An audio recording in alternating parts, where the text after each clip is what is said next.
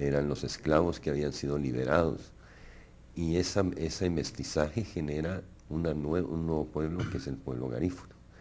Y el pueblo garífuna es, creo que el único pueblo que no solo se genera en esos tiempos, sino que tiene su propio idioma, su cosmovisión, se mezcla la cosmovisión arahuaca, que es muy profunda, con la cosmovisión africana, y eso genera un pueblo muy particular. Los españoles, para defender los puertos que tenían eso ya fue después, obviamente después del descubrimiento de América, para defender los puertos que tenían en el Pacífico, perdón, en el Atlántico, trasladan a grupos garífonas a defender, por ejemplo, en el Castillo de San José.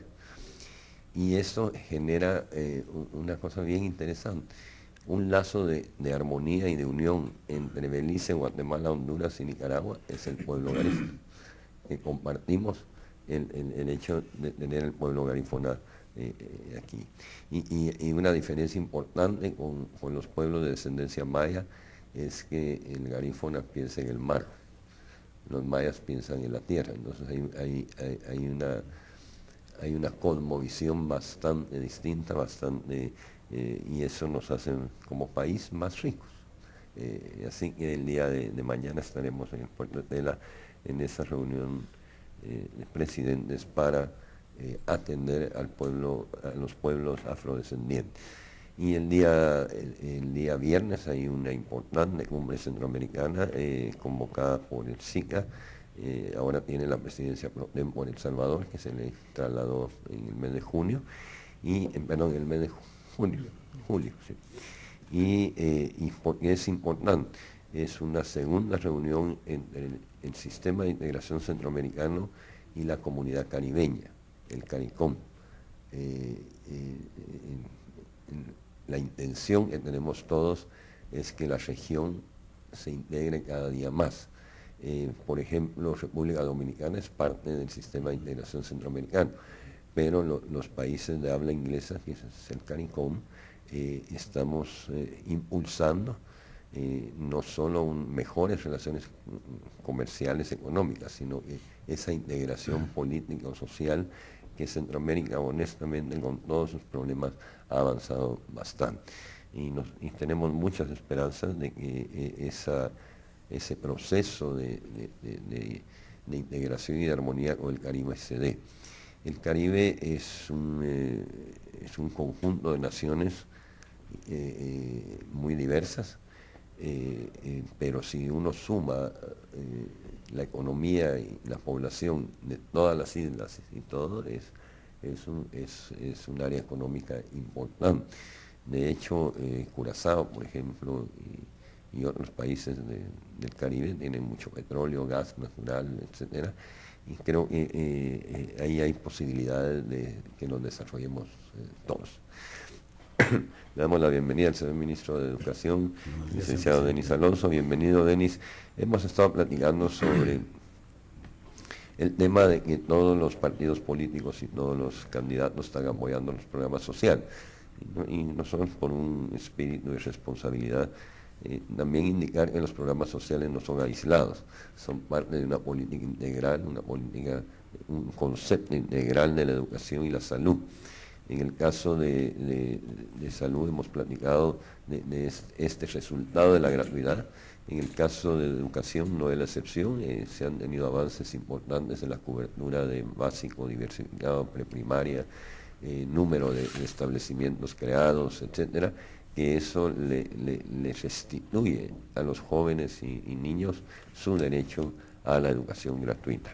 Denis, hemos avanzado de una forma importante. Y también el otro tema es el financiamiento. Como lo dije yo en enero en el Congreso, yo terminaré mi periodo cumpliendo con lo que nos comprometimos, con solo los problemas que hemos tenido serios de financiamiento, que no es solo este año, casi todos los años hemos tenido problemas con algunos diputados o algunas bancadas no han querido financiar adecuadamente nuestros presupuestos. Pero sin embargo se avanzó en la gratuidad, se avanzó en la cobertura, se avanzó en el número de centros educativos y se viene una gran presión sobre el presupuesto del año 2012, tanto de educación como de salud. Se necesitan, si mal no estoy, 25.000 maestros más que deberían estar incluidos en el presupuesto del año entrante. Los niños y niñas y jóvenes y jovencitas se les debe cumplir con su derecho a la educación, un rezago muy profundo del pasado y que en este gobierno se dio un paso importante. Denis, ¿cómo estamos con educación? ¿Cómo estás con tu presupuesto? Ayer tuve oportunidad de reunirme con algunos líderes del magisterio, están bien preocupados por el pago de este mes y por los pagos pendientes. ¿Cómo estamos realmente? Muchas gracias, señor presidente. Yo empezaría diciendo cómo es que ha evolucionado el presupuesto del Ministerio de Educación durante el gobierno del presidente Colón. Recibimos un presupuesto en el año 2008 de 6.500 millones de quetzales, el cual se ejecutó en un 65%, perdón, en un 98%. Para el año 2012 tenemos un techo presupuestario establecido por el Ministerio de Finanzas Públicas de 10.400 millones. Esto quiere decir un incremento del 60% del presupuesto en educación. Pero lo más importante destacar sobre este tema es que en el año 98, cuando surgieron los programas sociales, y me refiero específicamente a Mi Familia Progresa, trabajamos el año 2008 con beneficiarios de Mi Familia Progresa con el mismo presupuesto. En el año 2009 se implementó la gratuidad o se puso en práctica la gratuidad reconocida por la Constitución a partir de enero con el mismo presupuesto de 7.588 millones. Incluyendo además Mi Familia Progresa. Para el 2010, y a esto también cabe mencionar que los presupuestos de 2009 y 2010 no fueron aprobados por el Congreso de la República, sin embargo contratamos 30.000 maestros más, se pagaron más de 1.000 millones de quetzales de Mi Familia Progresa con el mismo presupuesto que tenía autorizado el Ministerio de Educación. Reitero, para el año 2012 tenemos un techo presupuestario inicial de 10.400 millones de quetzales, el cual estamos tratando de subir un poco a través de gestiones que está haciendo el Ministerio de Educación, acompañados con el Consejo Nacional de Educación. Sobre el tema del Consejo Nacional de Educación, creo que es importante también mencionar que fue instalado por este gobierno a partir del año 2008 y han tenido una participación muy importante. El Consejo Nacional de Educación es un cuerpo legal que establece la Ley de Educación Nacional desde 1991 y no fue hasta 19 años después que este gobierno decide instalarlo. Está representado por el Ministerio de Educación, por supuesto, por un representante y suplente de la Universidad de San Carlos, por las universidades privadas, de la Academia de Lenguas Mayas de Guatemala, por la Comisión Nacional Permanente de la Reforma Educativa, por el Consejo Nacional de Educación Maya, por el Consejo Nacional para la Atención de Personas con Discapacidad, por la Alianza Evangélica de Guatemala, por la Conferencia Episcopal, por la Asamblea Nacional del Magisterio, el CACIF, el Comité Coordinador de Asociaciones Agrícolas CACIF, repito, los sectores organizados de mujeres, las organizaciones del pueblo Xinca y las organizaciones del pueblo Garífuna, precisamente, presidente, y los centros educativos privados. Denis, hay algo importante en lo que estás diciendo tú, y creo que los guatemaltecos y guatemaltecas tienen el derecho de enterarse y de explicarles.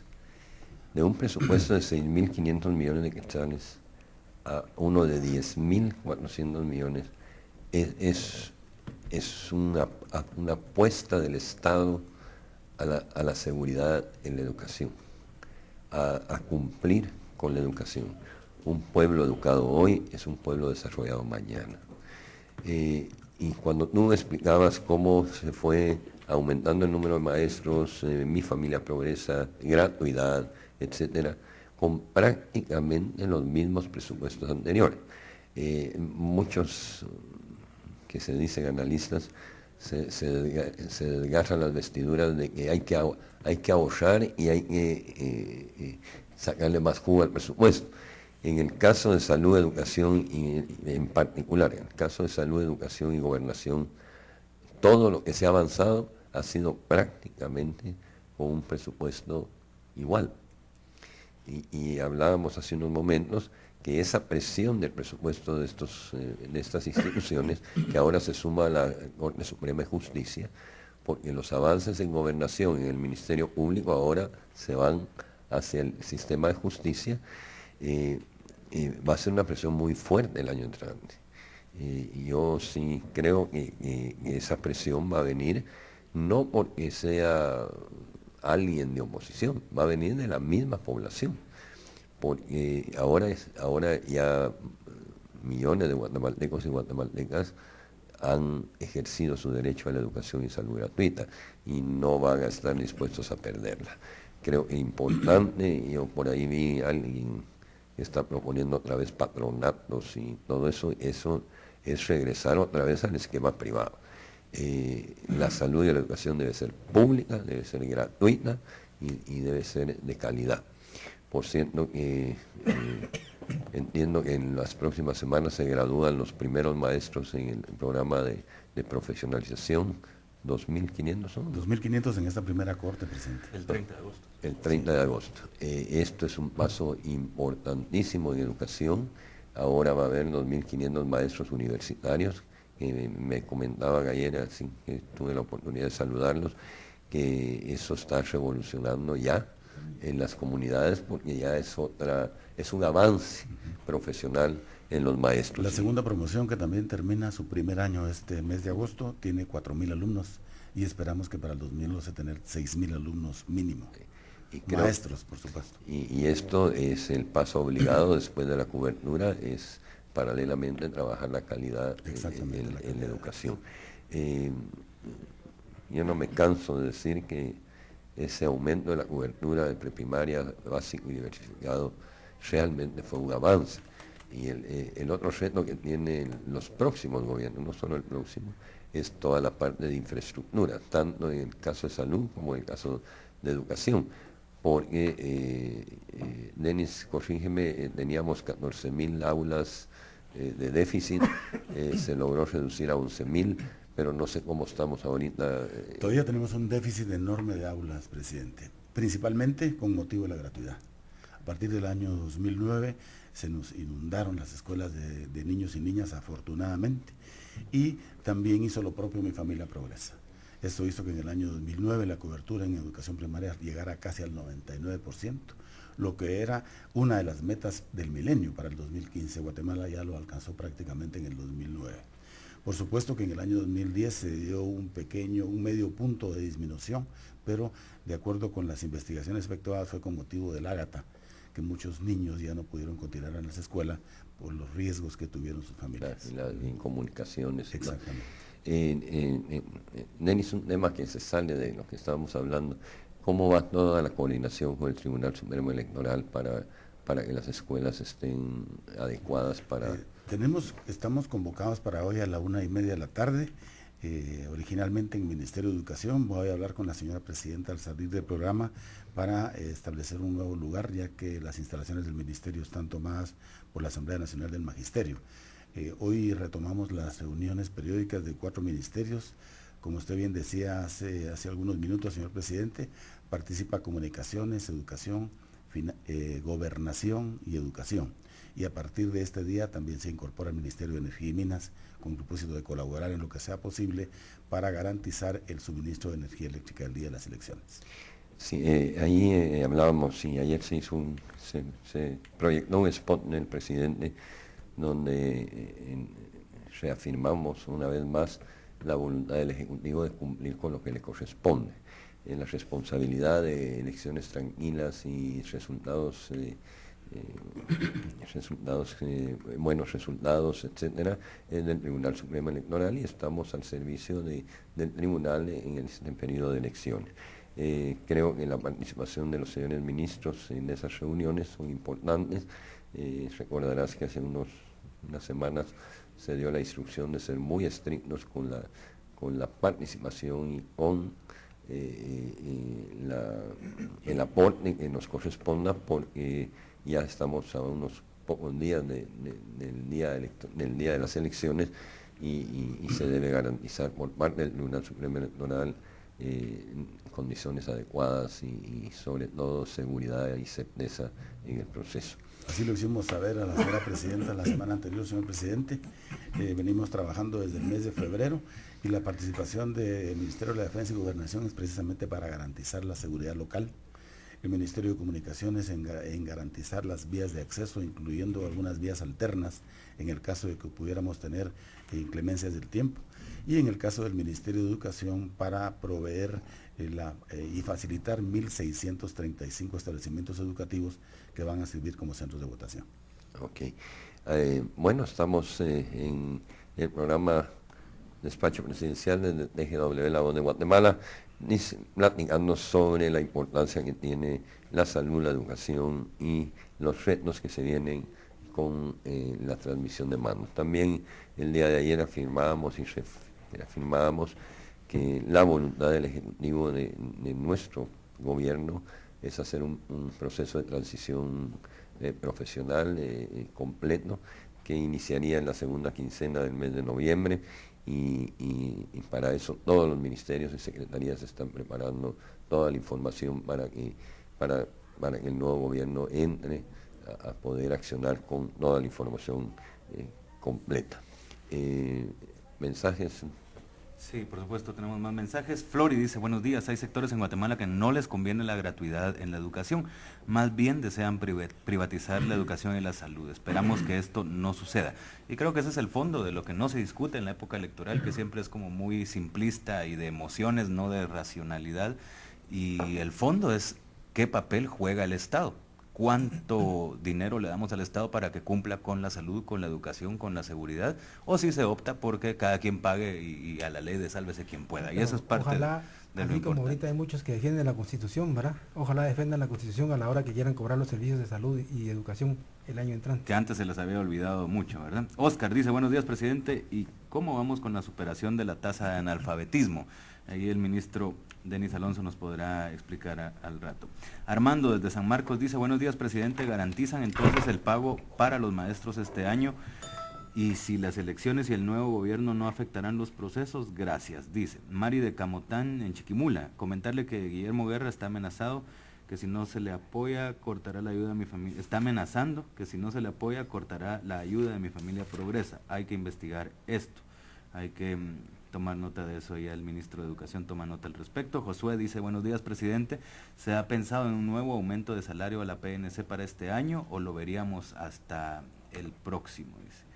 Gladys, buenos días, presidente, esperemos ver muy pronto los resultados de la reunión del SICA en Seguridad, Comercio y Gestión de Resultados. Héctor dice que bueno que se están realizando cateos en Coatepeque, él escribe desde Coatepeque para evitar que vendan droga por menudeo, hay que continuar dando buenos resultados.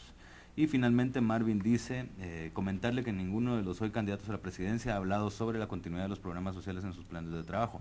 Todo apunta a que serán recortados o focalizados. Qué lástima. Ya en el caso de focalizar, ya hay un partido que ha dicho que solo 500,000 familias estarán en Mi Familia Progresa y eso es la mitad. Habrá que ver cómo le dicen a la otra mitad que ya no. Así que ahí están los mensajes, presidente. Bueno, en cuanto a que hay algunos que no quieren la salud y la educación, eso es histórico. No se hubiera vuelto mercantilismo o el mercantilismo y la salud y la educación si no hubiera personas que definitivamente no les interesa. Generalmente son las personas que, en mi opinión, que tienen un conocimiento muy urbano, muy cerrado, muy comprimido en una sociedad bien cerrada. Este gobierno tiene la característica de tener un gabinete, un presidente, un vicepresidente que salimos constantemente al interior del país y que lo conocemos y que sabemos que tanto derecho tiene una niña en el Ixcán como una niña de la zona 10 o la zona 14. Igual derecho en términos de salud y educación. La tasa de analfabetismo, ministro. Sí, presidente. Este gobierno al 31 de diciembre del año 2007 la tasa de analfabetismo la recibió en un 22.7%. Al 31 de diciembre del año 2010 estábamos en el 18.4% y esperamos que al 31 de diciembre de este año, al concluir el periodo de gobierno del presidente Colom, entreguemos una tasa de analfabetismo del 17% por supuesto debidamente certificada por la UNESCO. Sobre este particular cabe decir que a la presente